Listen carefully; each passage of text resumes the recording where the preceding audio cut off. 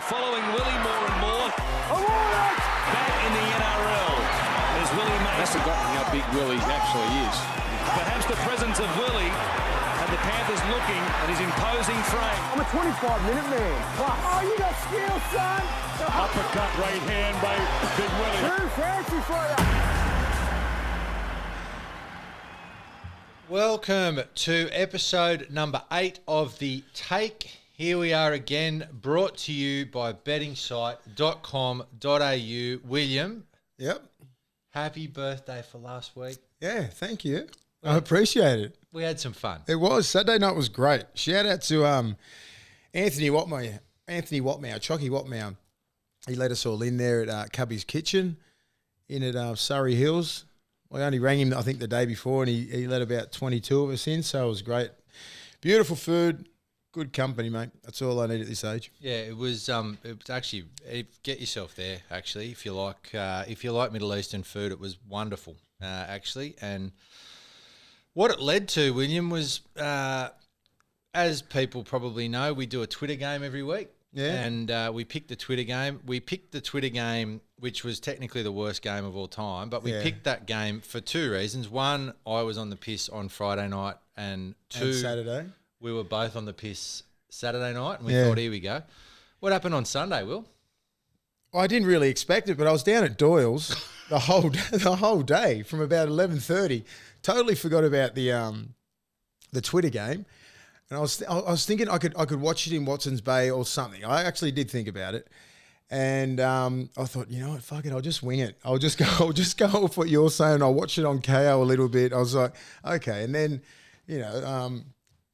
don't get me wrong. I thought Taumalolo was playing. He got named. He got named, and I was thinking, you know what? This will be a good tweet. Fucking can't wait for Taumalolo to play. He's got a point to prove. I can't wait to see him back. And then it just all happened. I was like, oh wow, he's not. You messaged me, going, hey, he's not playing, you weirdo. And then it just went from there, mate.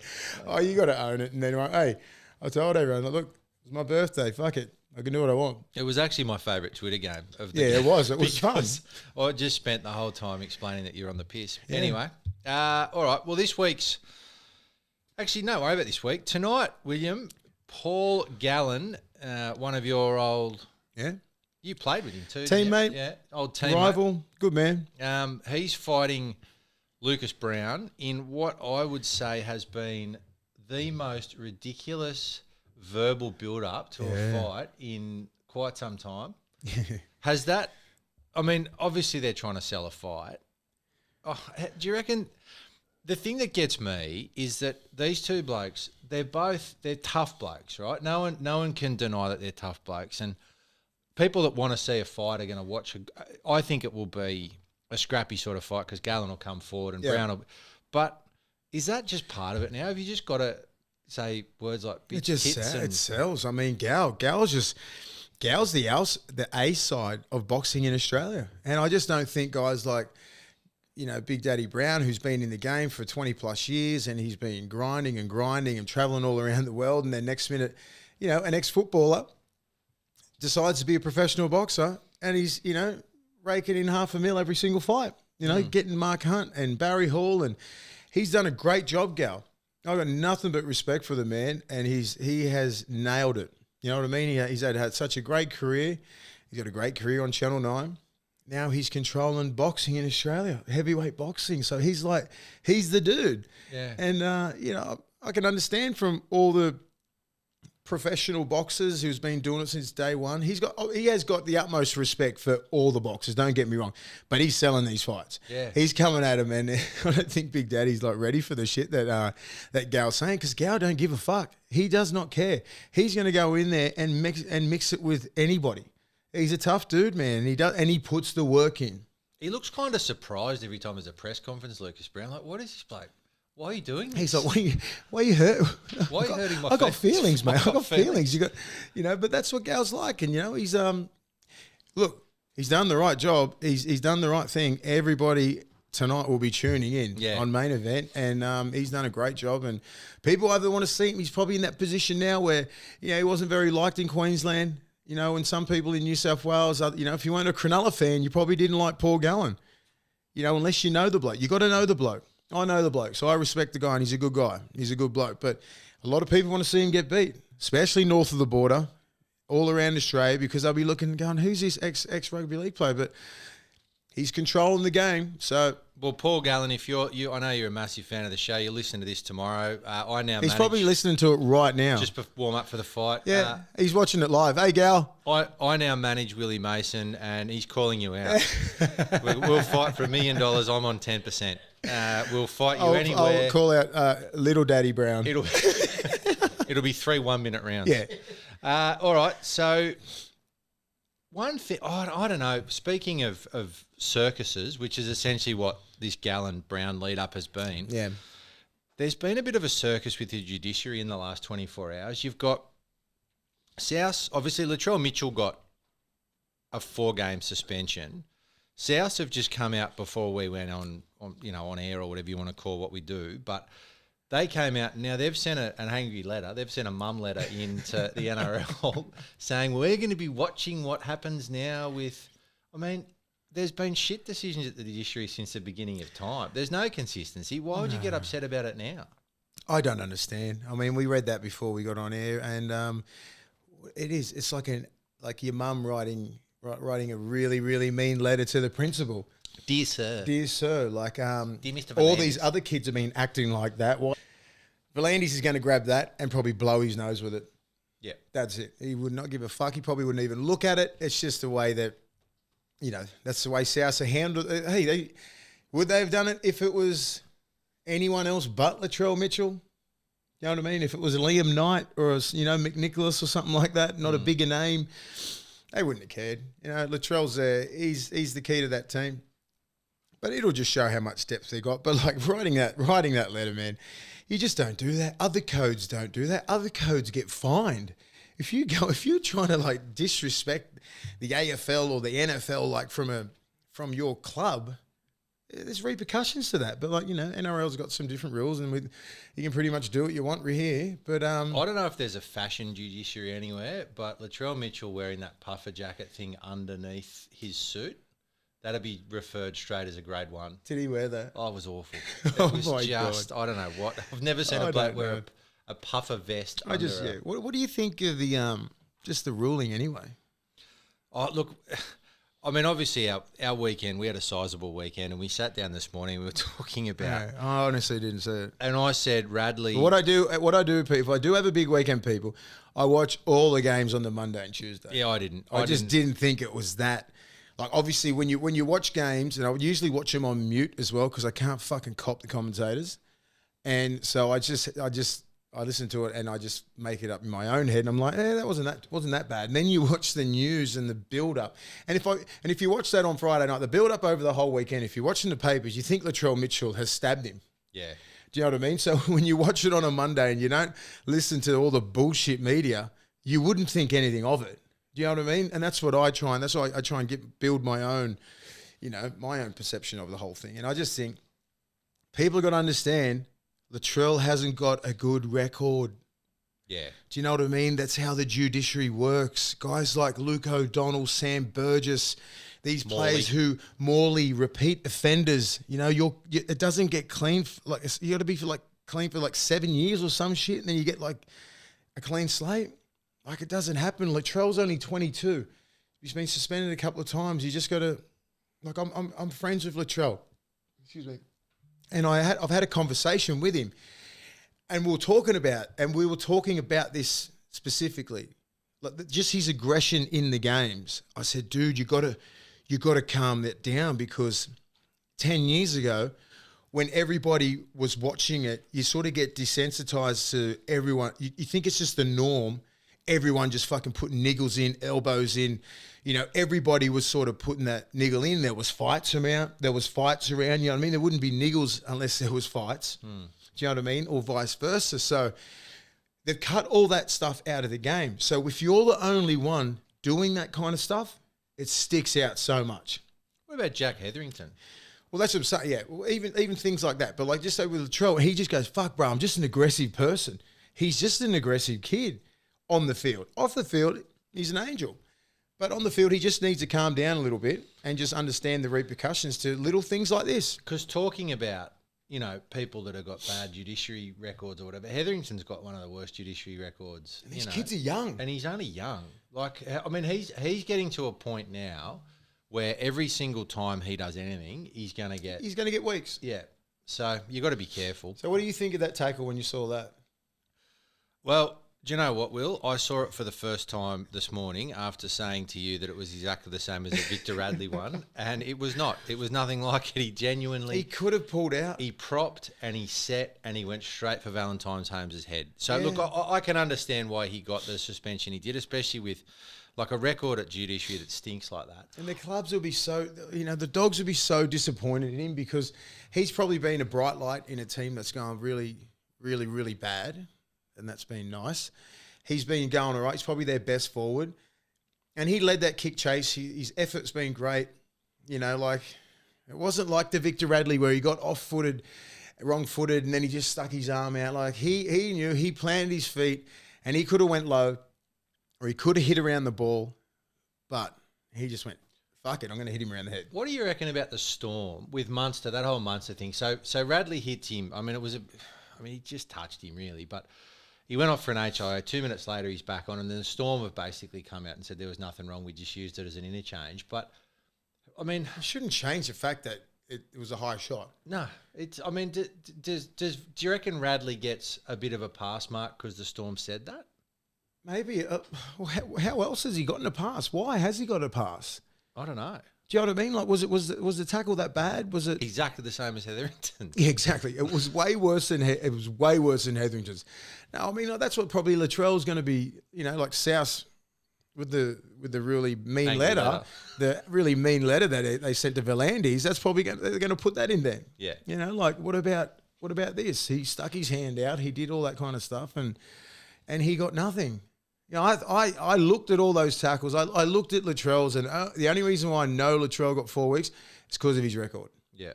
And he stuck his hand out when he just didn't have to. You know what I mean? Like, there's just little things like that he's got to cut out of his game. Because you don't want to get, like, imagine this was like round, first semi. Major semi. Can you imagine that? Like he's got 4 weeks. Origin's going to start. He needs all the match fitness he can get. So you're letting yourself down, you're letting your team down. He's got to understand this because I don't think he's been suspended for this long. For 4 weeks. And he surely would have been getting picked in the He's getting picked in the State of Origin side. He's the best. He's still the best left centre in the game. Yeah. I do not give a fuck who they pick there. What they pick? They try to pick Gutherson there. They try to pick White in there. No, you pick Latrell. Yeah. I don't give a shit who they pick on that right side. I don't know. I'd pick... I'll probably pick Jack White at 5'8". Yeah. And my right side centre would be Tommy Trebojevic. How good was he? He's a freak, mate. We'll talk about them later anyway. But, look, I think the whole thing that we've got at the moment with the judiciary, and I don't know why it blows up. It's funny, there's... The thing that I find strange is that there's odd stroke shit decisions at the judiciary every week, but then there's something happens and there's one thing and then everyone jumps on it. And I'll tell you what, now for the next 3 weeks... Every time someone gets charged and they go to judiciary, everyone will be like, "Oh, what about this? What about?" And then no one will care again. And they're trying to act like the judiciary's never been like this. It's always it wrong. has fucking forever been like this. Yeah. It's non-stop. I mean, I remember one time. It was probably 2001 or 2. Like, I thought, like Jim Hall, the great Jim Hall, he was on the judiciary for years and years, and he told me to fight. I had to miss out on one of the most important games. There was Canterbury versus Para in a semi-final. Nah, you'll get through. You're thinking, the old Bulldogs, how they got a lot of pull. So I said, should I fight it, cop the early plea, and I'll cop a week, or I'll fight and then eventually probably get like the worst case scenario, 2 or 3 weeks. So I went in there just on his, on his fucking, I don't know, his prowess, like he's just, and he goes, all right, and then come out and goes, yeah, you got 3 weeks. Sat there, what the fuck? I could have got the early plea, and it was just a spear tackle. And I mean, when I say just a spear tackle, I mean I wasn't driving his head into the ground. I was just lifting horizontal, But like, don't try and act like I hate it when people try and act like they're just against them personally. Oh, it's just not They're because it's just so the subjective. judiciary are just fucked. It's so I really subjective. fucking hate them. Do you know what I mean? Like they just make the wrong decisions year in and year out, week in and week out. They get ex-players in there. They make the worst decisions. It's just like you can't win. It's ridiculous. I've never been a fan of the judiciary. They make the worst decisions, mate. So I don't give a shit. I reckon I lost interest in the judiciary once when I was in about year 5 and I used to collect cards, those rugby league cards, and I could never get Mal Cochran. Couldn't find him. Mal Cochran. And then he was on the judiciary, and I went, I don't care for this judiciary. I Mal got Cochran. Here he is. A couple of times I got suspended, man. I was looking at some of the dudes that were on the judiciary. I'm like, you been fucking suspended nearly your whole career. Yeah. And you suspended me. Plenty of time. Like you'd think that like when getting an ex-player, they would understand being in those positions and being and in that, but they just don't. I don't know what they do, but like, do you know what I love as not well? a big fan. Everybody gets dressed up in a suit and they got lawyers. You actually think like you're on trial. Sport. It's not a court. You know, everyone's. You actually think seriously like when you're getting like cross-examined, like you're fucking It's very Perry Mason. I thought I was OJ Simpson. I actually thought that was OJ Simpson getting cross-examined. He got off. You didn't. he got off, and I get fucking 2 weeks. You get 3 weeks. The other thing that happened that's kind of, I mean, it's not the same, obviously, but English Premier League, and I'm not a huge fan of soccer or football, or whatever you call it. Football. But they basically, 12 of the richest clubs in the world decided that they were better than everyone else and they were going to create a Super League, which is not that dissimilar to what happened in the Super League war. It's all fallen over because essentially the fans don't want that. You know, they don't want any of that sort of carry on. They don't care about the money and the bottom line, and they just want their club to be playing. So a similar thing happened in rugby league. You probably got your start with the Hunter Mariners. Yeah. That was where you first signed. It was a little bit different. I mean, as a player, do you care? Like, if you're an English soccer player, do you care who pays where you're playing? You just take your money, don't you? Yeah, you do. I think the difference between the Super League and NRL is a bit different than what's happening over there, because Manchester, like, just say all they want to do is pretty much like just say the top 4 teams, like just say the Champions League, what they have now, like the top 4 teams out of everyone. Just say there's like 20 of the best teams in the Champions. They just want that as one league, which is quite unfair because I mean they all back the lower 4. There's no relegating and all that sort of shit. That's what they want. Everyone, and because it's backed by billions. Someone's already put in $400 billion. Billionaires, yeah. Do you know what I mean? Like, it's just like, obviously people want it. You still can't get crowds in that in there. So it's all like financially backed. So you can see why other clubs like Man United and Barcelona want to do that kind of stuff. Bit different, the NRL Super League, which is, if you go way back, I've heard great stories from, Bradley Clyde and Ricky Stewart when I got to sit down with them when I was at the Bulldogs, because it only just happened. This is 98, 99. The league only just started to happen about 97 was Super League. But it started like in about, I think, 95, 96, Rupert Murdoch come in. He had this great concept. You know what I mean? Like because he was living in the States, the NFL sort of thing. He really had that. So they had your own numbers, your IP. Nike sponsored the whole game, and it was just like it was a great concept. Then obviously they wanted to bring teams in. I'm paraphrasing here. Then the NRL went, you know what? Or the ARL went, no, it's not happening, because like they want their team. So it was the ARL chat, like all their board versus all the big dogs in Super League. And then so what happened? This was the main thing. So Chief Harrigan. So it was one team they needed. And the Knights were going to go. So Chief got the whole team down on a bus and walked into ARL headquarters and signed them all up. If it wasn't for Paul Harrigan, it would have all been Super League. Yeah. And I've heard that from Chief and everybody that played, because he saved the game. Yeah, right. Otherwise, it would have been Super League. So, I mean, me as a 16-year-old, I didn't give a shit. You know what I mean? I was just a young kid just coming out of school. The only reason why I chose the Hunter Mariners is because they had Nike gear. I was a young little poor kid from Toronto West who's never had fucking Nike shoes, and I wanted Nike boots. Yeah. And you know what I mean? That was the difference. The Knights had Classic. Fuck that. I didn't want Classic. You know what I mean? Like, it sucks. Nike is the shit. And then it happened, and then we had that one year in 97. We got to travel all around Australia. We got the same tracksuits. we got all the same gear as first grade. It was a great experience. Then then from that, like we went down back to, I went to the Bulldogs and then just like, as I've already spoken about it, bang, straight to the bottom of the barrel. Yeah. But that just 1 year, like you're flying with first grade players when you're only like 17, and then I went from 17s to 19s, which was great. But like, it was a great concept, and it was a couple of moves. I reckon Nathan Brown and Paul Harrigan saved the ARL because everyone was gone. They reckon people were going into the office going, so the game was like nowhere near professional. Just your average player, just say he's on 80 to 100 grand, going in the next minute they offered him 400. I think Steve Edmed got 400. So then you got guys coming out and then going back into the NRL and then going to Super League, and then like you ended up with like 7-year deals on 800,000. So when Bradley Clyde signed a 7-year deal in 97, he was still getting paid in 2003. Yeah. Do you know what I mean? Like these guys, like they absolutely killed it. And so they should, man, because the 90s was like, one of the pinnacle of the game. They brought it to mainstream. Everybody was like watching it.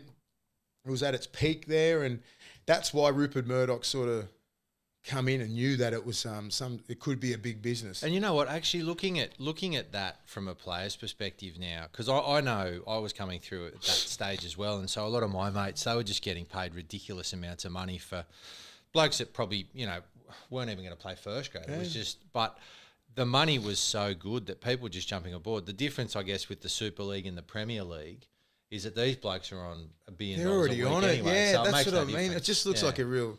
It just looks looks very shit. greedy, and just say, like, with soccer, like it's the biggest game in the world. You know what I mean? And the fans they'll be causing riots everywhere. So I'm glad they turned it down. But I could see Super League like in the NRL. It would have been great. Yeah. Oh well. But money rules, man. You know what I mean? Either way, if it was just like Super League come in because all the old dudes on the ARL board were pissed off because they would have been out of a job. The Adelaide It's just Rams, a fucking gravy train, mate. They lost a lot of effort. They should have signed me the Adelaide Rams. I would have played for them for nothing. Speaking of players moving from club to club, there has been a fair amount of player movement the last little while.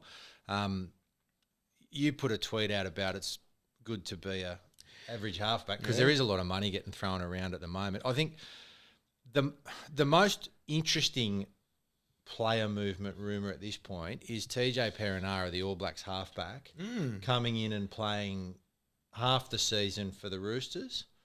I don't know, like I would actually love to see it happen. I just can't. Can you see it happening? I'd love to see just another like an All Black come over to rugby league and try it. You know, because enough of us can get over and try our hand. Enough of us have gone over and been successful. Israel Folau, Sonny Bill, like Brad Thorne, gone over to your game, got to the pinnacle, played for the All Blacks, been superstars in that. We've never seen it reciprocated. And I can understand why. Like, why would you? You know, if you're an All Black, man, you're a god over there. Why the fuck would you come over here playing arguably the hardest rugby league comp in the world? You got a target against your head. Everyone's going to try and crush you. But like that's what happens when leagues go over to union, and we still a lot of the league players still are successful over there. I'd love to see him come over here. He's got all the attributes. I've watched him play. His passing game is 10 out of 10. He tackles well. He's just got to learn little nuances of the game. Where Robbo's going to be there, you're going to have Cooper Cronk, you're going to have all these other players around him. Like he's achieved a lot of things in rugby union, hasn't he? Surely, he's a 70 Test All Black. He's won World Cups, but I don't understand. Didn't a few years ago they had some sort of, player fund or whatever where the NRL were going to top up? Like, surely having a current All Black come across to rugby league, open the checkbook, give the Roosters whatever they want. Like, at the end of the day, if you're trying to encourage it, imagine the people in New Zealand it's a rugby country, sitting there and going, you know what? I'm actually going to watch TJ Perinara play. That's worth box office. Let him. We don't think like that, do we? I mean, I think he could be a gun over here in the right system. Yeah. In the right. Don't go to the Bulldogs. No. Don't go to North Queensland. No. Don't go to the Tigers. Don't go to the lower sides. Go to the Roosters. Play off the bench. Or in a Melbourne team. You know what I mean? Like, just have a whole preseason. Oh no, he's going to come over He's halfway. going to come straight away. I reckon he'd be fine. He's just going to. I don't think he's going to really struggle that much. You know, I just think he's got all the skills. He can pass good. He can tackle. As long as he can tackle good. Well, that's one of the things that's been interesting. There's a lot difference. The defense is the only thing that he's going to have to pick up. Where he defends, he's defending there all the time. He's not hiding on short sides. Yeah. He's in the front line, and if he can't tackle, he's going to get found out. You can't play international rugby union and not tackle. Like it's you can hide, but yeah, but I mean Benji Marshall can hide.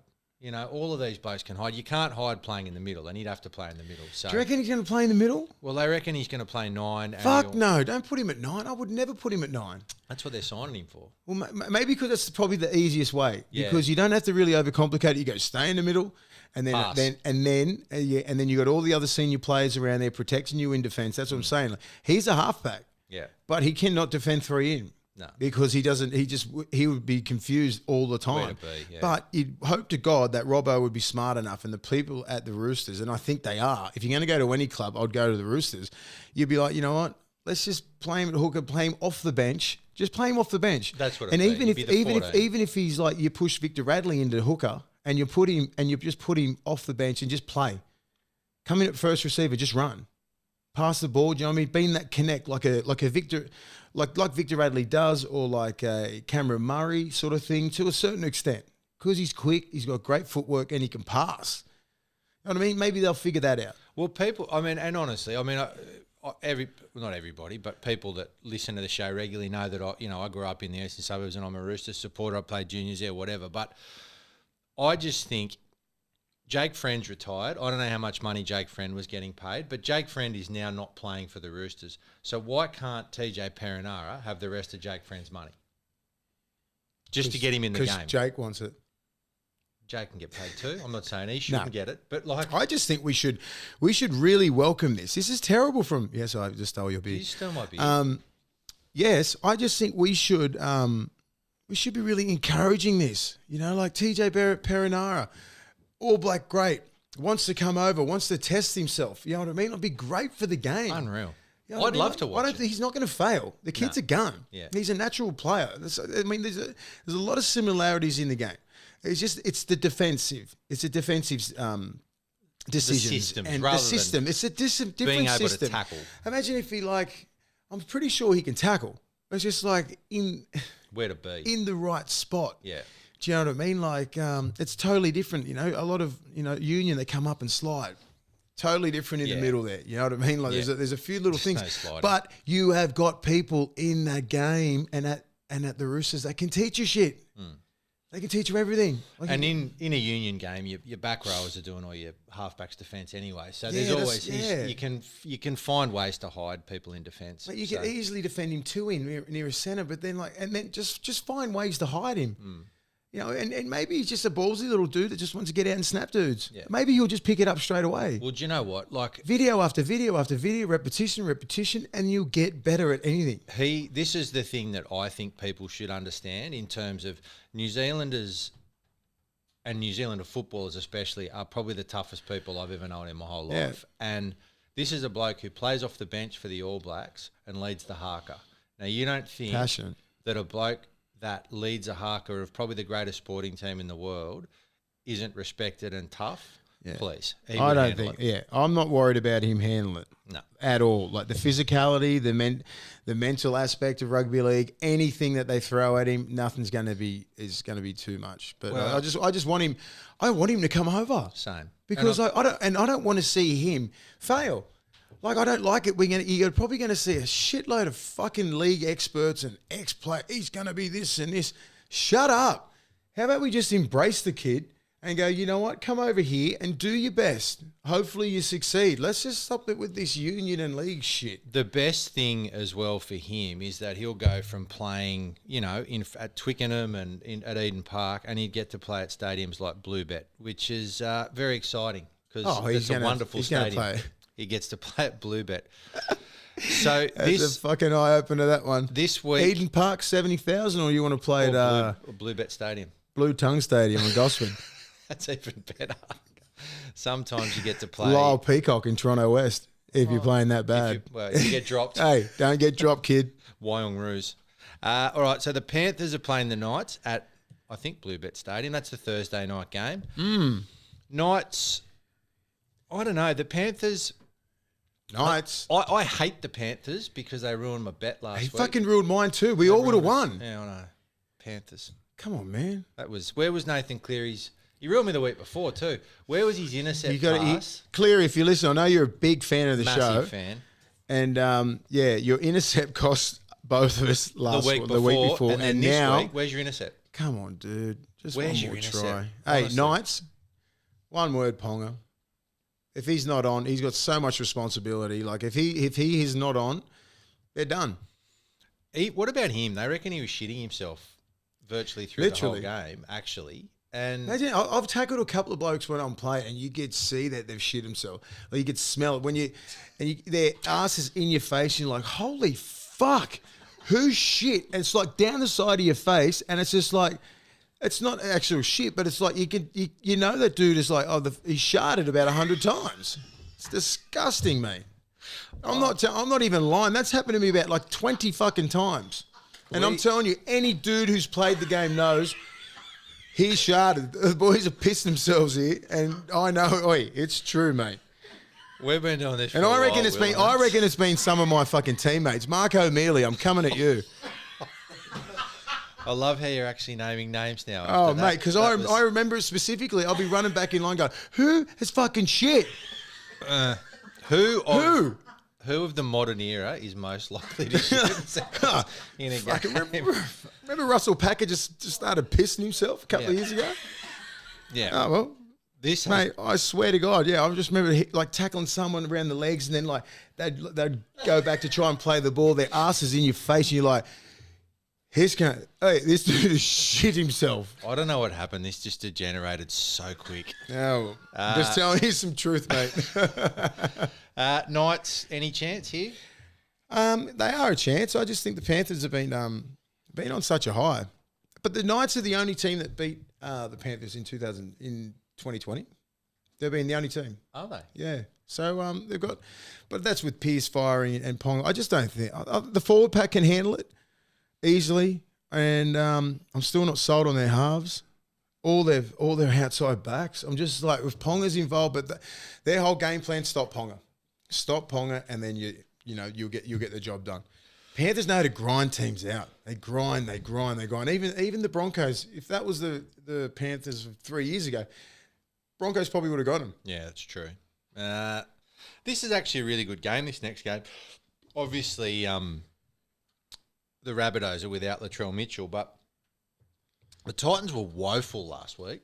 And I don't know, the Knights of last year are kind of like the Titans this year, where they put a good performance on and then they serve up dog shit, and then they come out. Cannot get beat 36. What is it? 36-0. Yeah.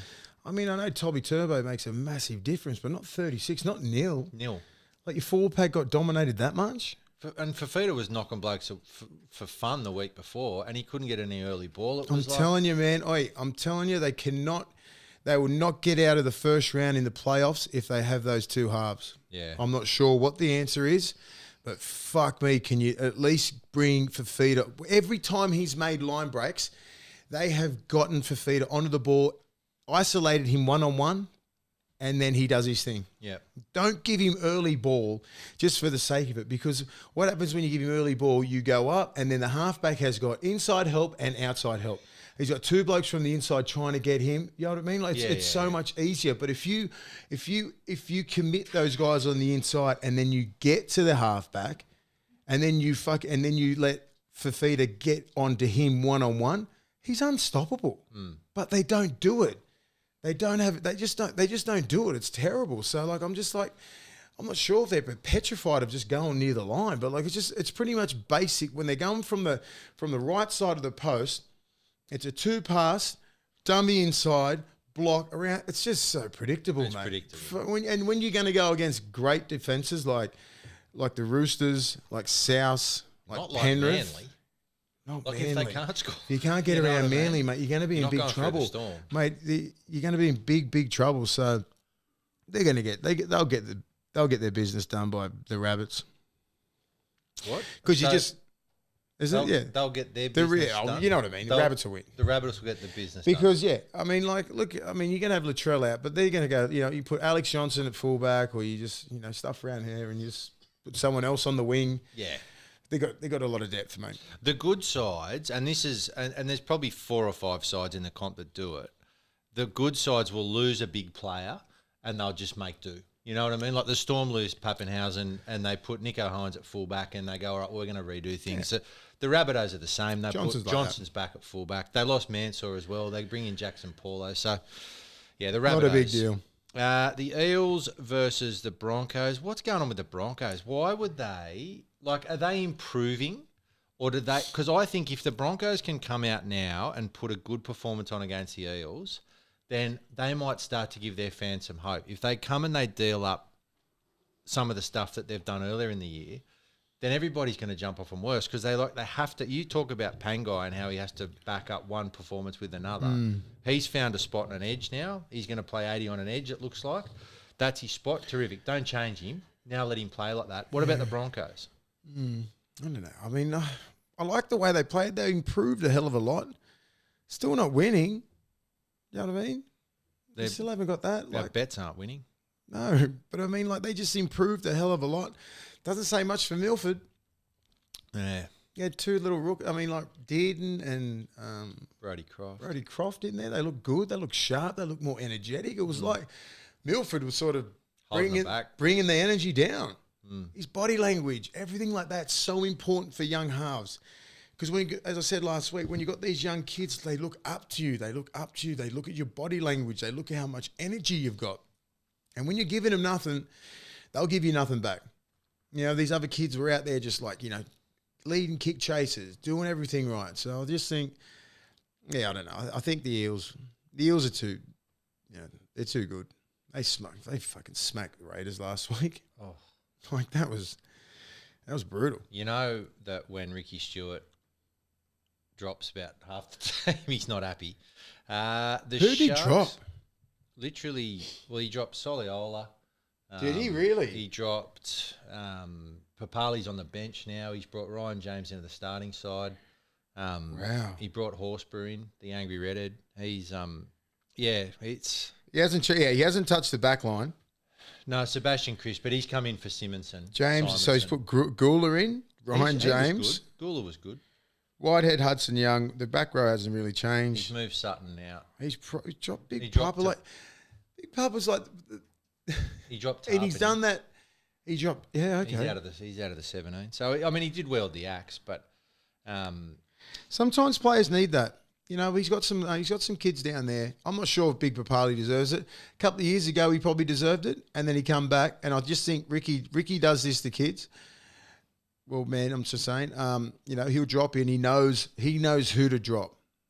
You know what I mean? He knows how much he can get. He can get the best out of Big Papa.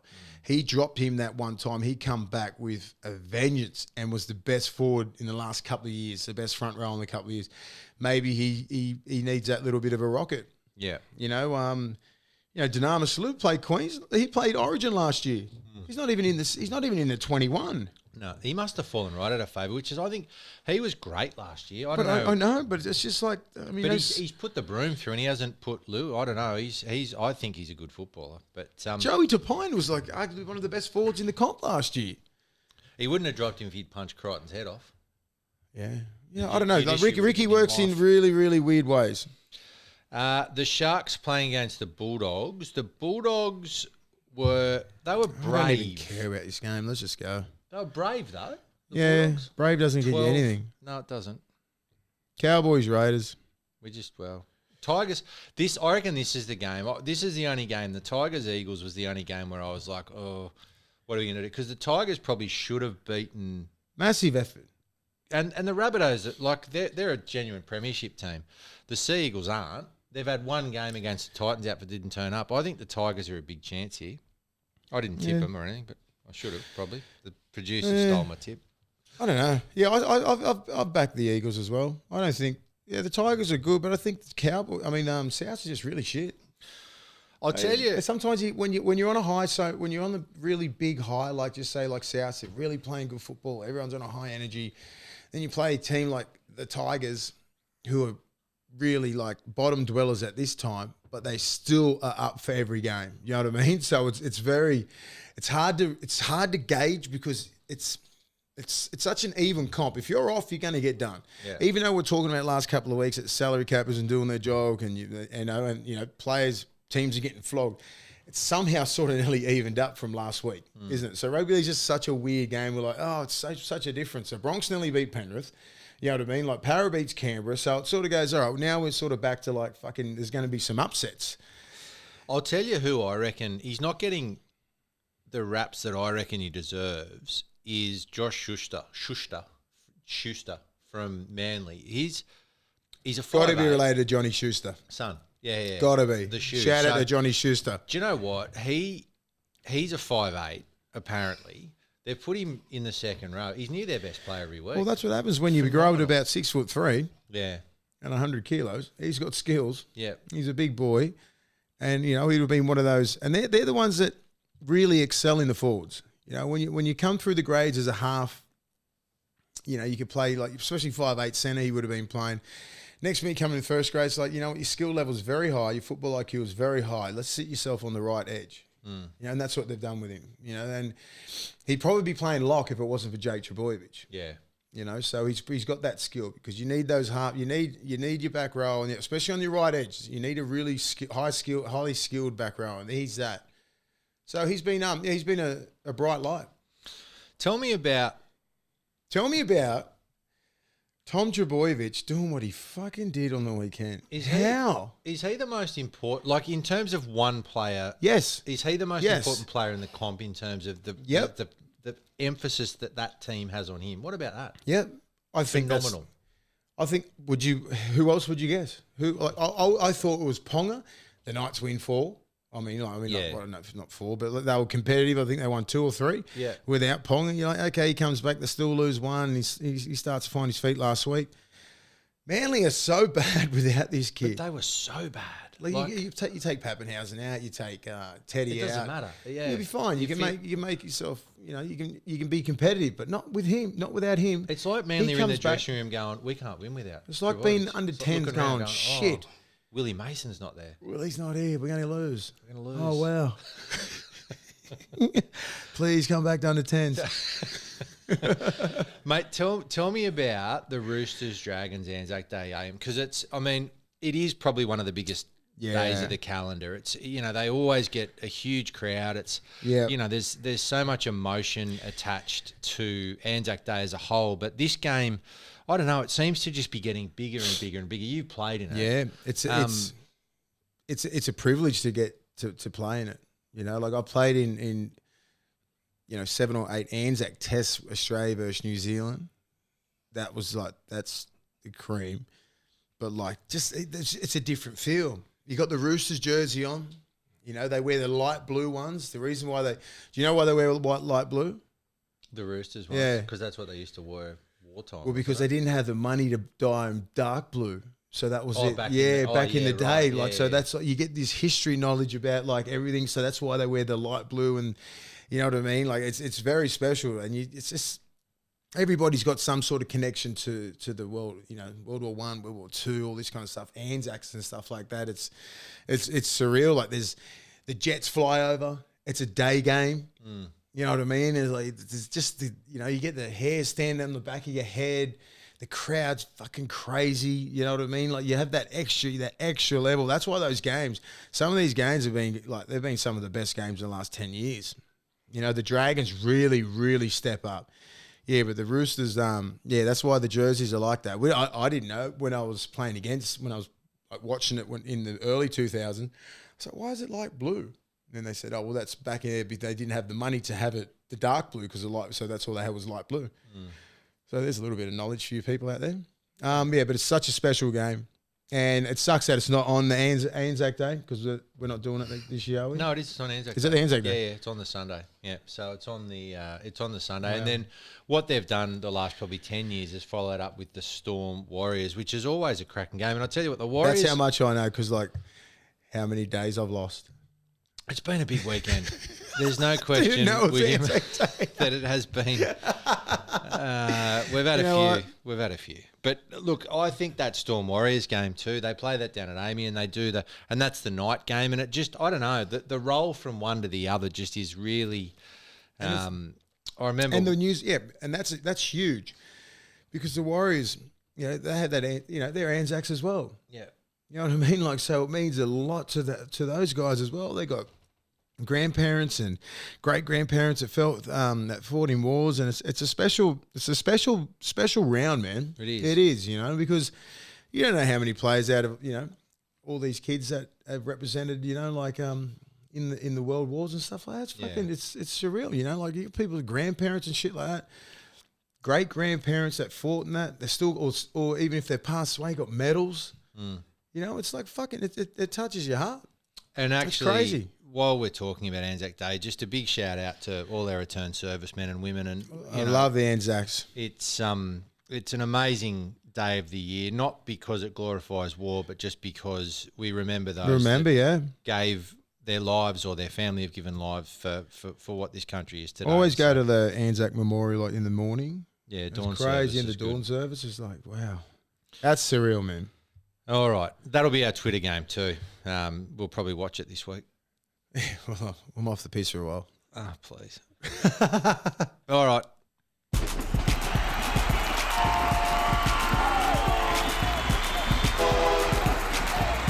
Willie's big boy.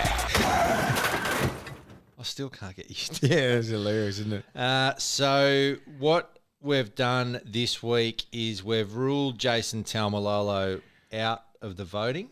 I thought he got 3 votes. He was going to get 3. He got about 4:30 Sunday. He was getting 3. Who we got, Will? Big Tui Kamakamitha with 3 points. A big karma chameleon.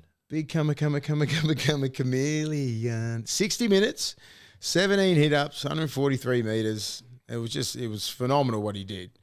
And, it's the opposition, the Roosters. The Roosters got a formidable pack, mate. They go good.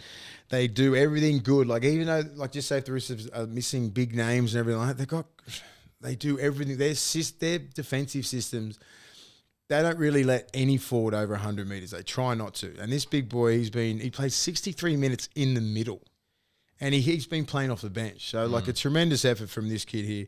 Plus, they got the win. So, it was a big effort from him. 2 points, big Tom Burgess. Wasn't going to give it to him because I just thought the West Tigers have been pretty poor, but their pack's all right. But I mean, I give it to him because they were going to was it going to go to Golden Point, and he scores a fucking 25-meter try. Yeah, and seals it. That is just clutch. Well done, Burgie. 52 minutes, 19 hit-ups, 206 freaking meters. You know what I mean? The tackles, well over 20, 30 tackles, mate. But that's that last play. The last play, regardless of the last try, he was dominating the middle there. So, last vote, Isaiah Papali'i has been playing brilliant for the Eels. The Warriors didn't want him. Yeah. Didn't want him. He's a beast. He's a beast. He's been one of their best players. He's been an animal this year.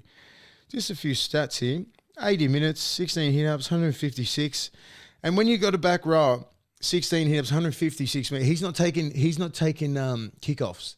He's not taking, you know what I mean? He's not taking I wouldn't say easy meters, but just that, the 20 meters, which is, you still got to you still got to get that contact. But he's doing that. So he's averaging what? Nearly 10 metres a carry on a right edge. So he's been a beast. The tackles, let me get to that. He made some tackles too.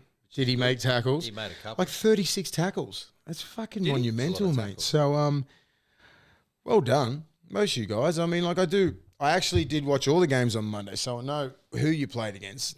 And most of the big boys have been going outstanding. What unfortunately went wrong today, I had bought a shirt that we were going to give to the winner of the big boys with Baz, the hero of quarantine, and the Tiger King embracing each other on a shirt. Yeah, what happened? Well, it turned out to be a crop top. So I don't think we can, in all good seriousness, How did you get that? I don't know. I don't know. I'm not very good at internet shopping, is what it comes down to. How do you order a crop top? It didn't say It's a crop top, boys. It didn't say it was a crop top. It said shirt. It came up. It would be lucky to get past my And he's got the nipples. Tiger King and Big Barry. Yeah. And it had How a do you rain. do It that? had a rainbow and it was background. it's like tie dye. Can you imagine? It's me, one of the fucking worst shirts I've ever seen. Can you imagine me presenting that to Junior Paulo? We can't give that to Junior Paulo if he or wins any it. of them. Any of them. Taumalolo. He got 3 points. Yeah. All right. We are going now to go into what is fast becoming my favourite segment because the producer can't win. Bet right with Betting Site. Harry, where are you? Back in Sydney, lads.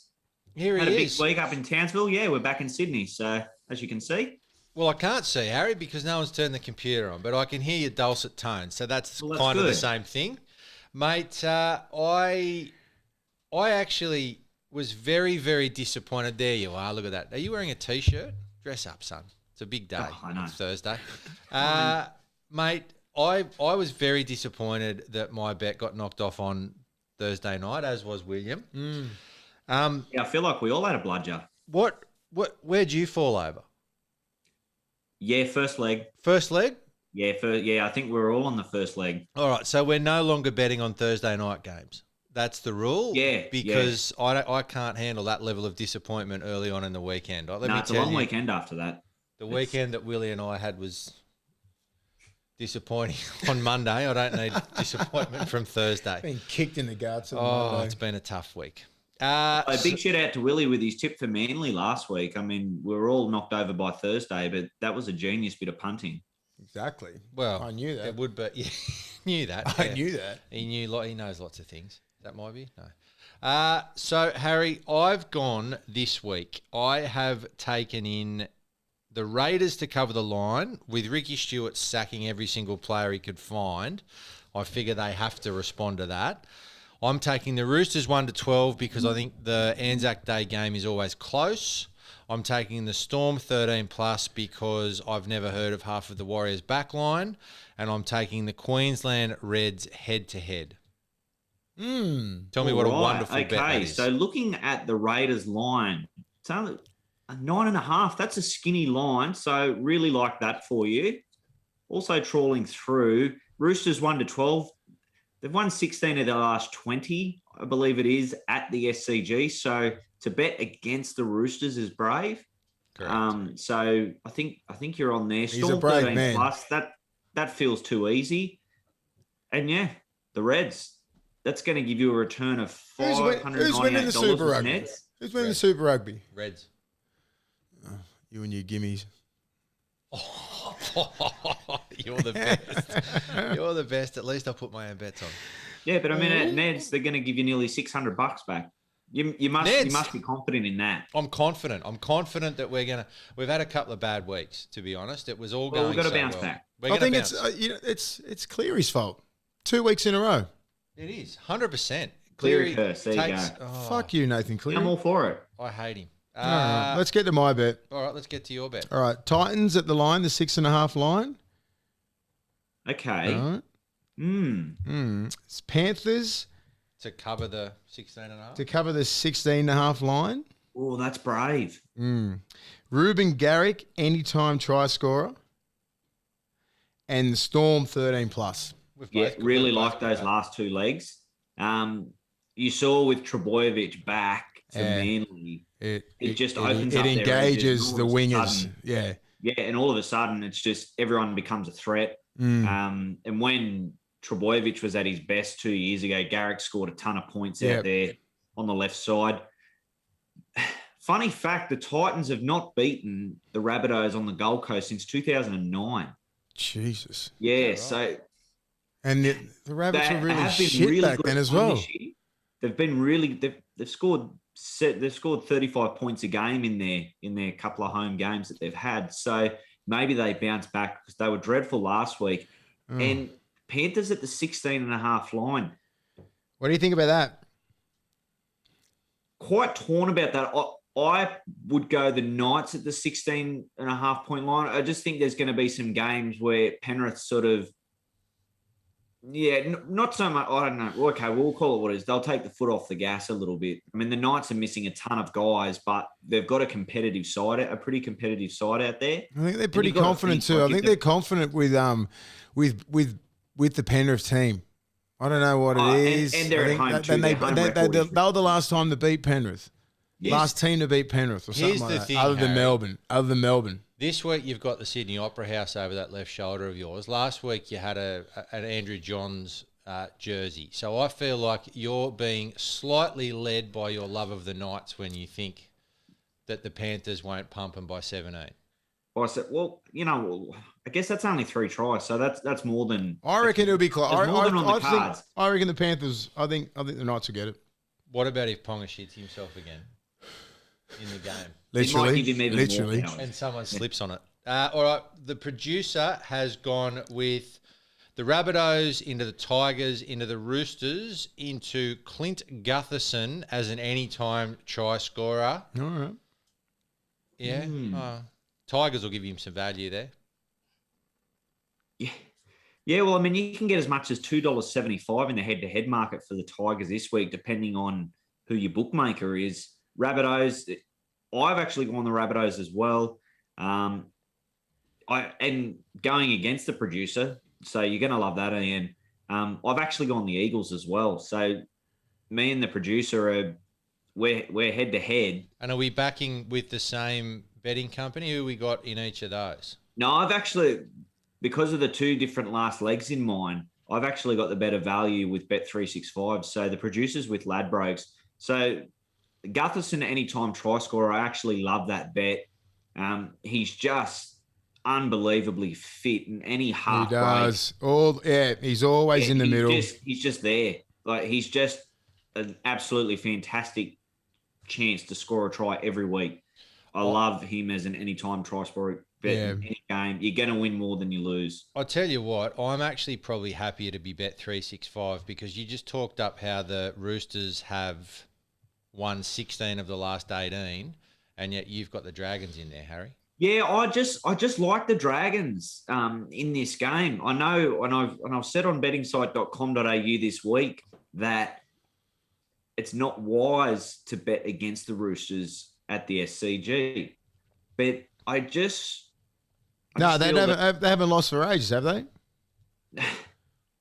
Ages that's a technical. What's that, like 15 games? 27 years. They haven't lost there since 1870. Yeah. The Roosters team sort of chops and changes from week to week a little bit at the moment. The Dragons have got plenty of continuity. They were a bit flat last week.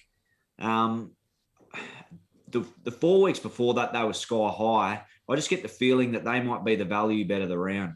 I don't know. It's just purely on a hunch. All right, Harry. Well, I tell you what, I think that this week we are going to get 2. Here's a prediction, hit prediction. We are going to get 2 up out of the 4. There's my prediction. There you go. What odds can I get on that from bettingsite.com? 2-1. Perfect. Mate, thank you very much. I hope that your Knights don't get flogged by too much.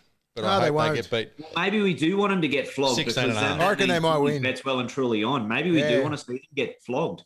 Yeah. All right, mate. Come on, Ponga.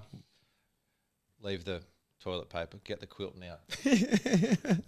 Righto, Harry. We'll see you next week, Thanks, mate. Harry. Thanks again. That's good. Thanks, guys. Legend, mate. Thank you. Do you know what we've done this week, William? What's that? We have gambled so responsibly. I am. And so should everybody else. Yep. Bet right at betting site. Or betting right. You can Just bet right. Just bet. Just bet right. All right. I'm not going to read out all the tips because you can find them on all our social media pages. We've got Instagram. We've got Facebook. Everything. We've got Twitter. We're really good at Twitter, as we proved last week. So get on there. The producer wants me to read those out, but I won't because he's in front and he is a FYI, the producer is winning on about what? 3 sites? Oh, right.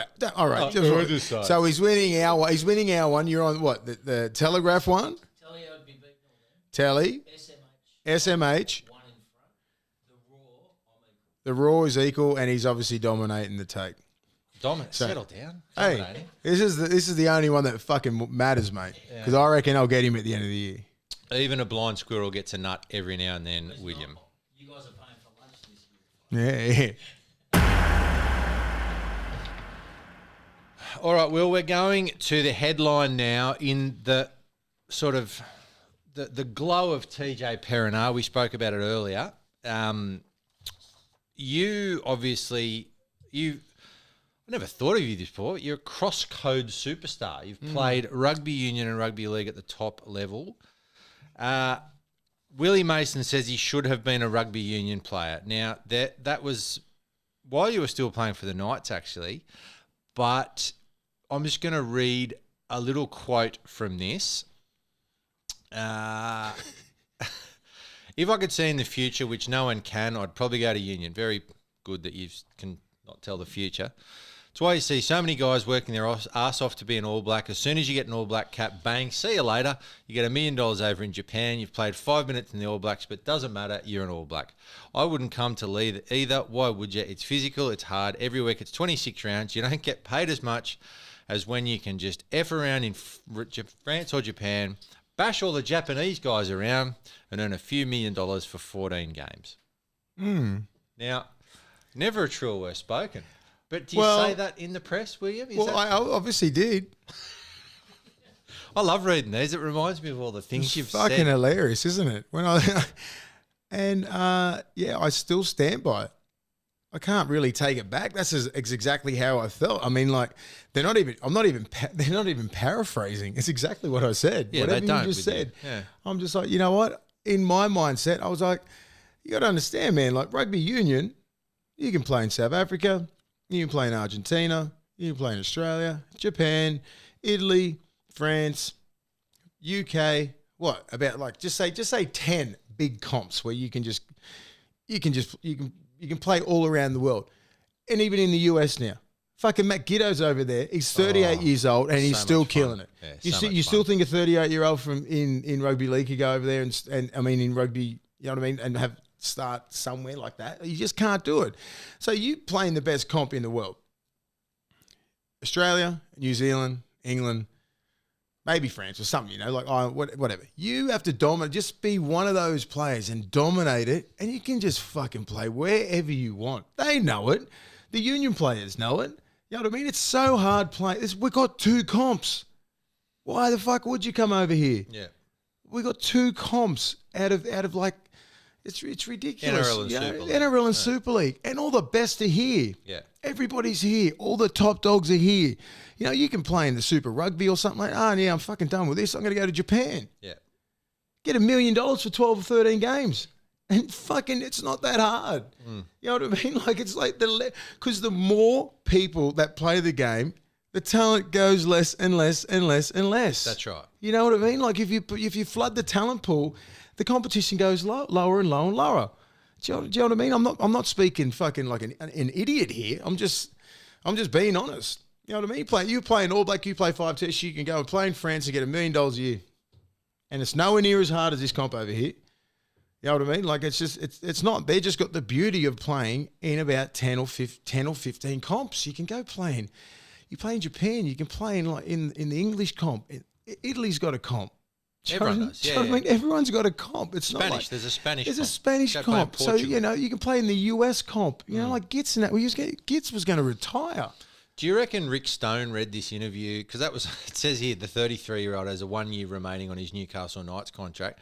Do you reckon Rick Stone read that and said, you know what, go and play union? He robbed you.